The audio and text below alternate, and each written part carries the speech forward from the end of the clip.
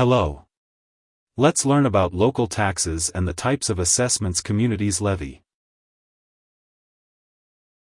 Local taxes are assessments by a state, county, or municipality to fund public services, such as education, garbage collection, and sewer maintenance. These include property taxes, payroll taxes, sales taxes, and licensing fees. Cities and towns may also levy municipal taxes. Local taxes fund government services like police and fire services, education, and health services, as well as libraries, road maintenance, and other community programs. Unlike federal taxes, the benefits of local taxes are more apparent at the community level.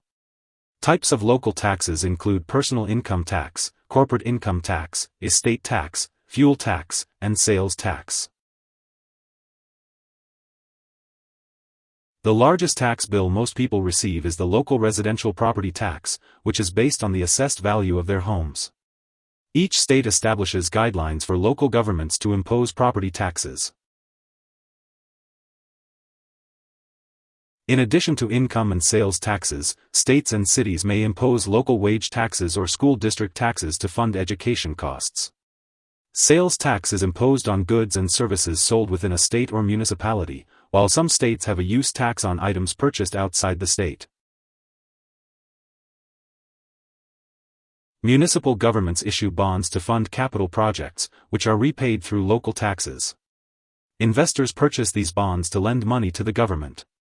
This allows governments to pay for public servants' salaries, education, social programs, and local infrastructure, and to repay debt. Here are 3 key takeaways. 1. Most states impose an income tax, which is withheld from employee paychecks. 2. Most states and some cities and towns impose sales taxes on goods and services. 3. For most homeowners, the property tax bill is the biggest single local tax they pay. Hope this would help. Thanks for watching.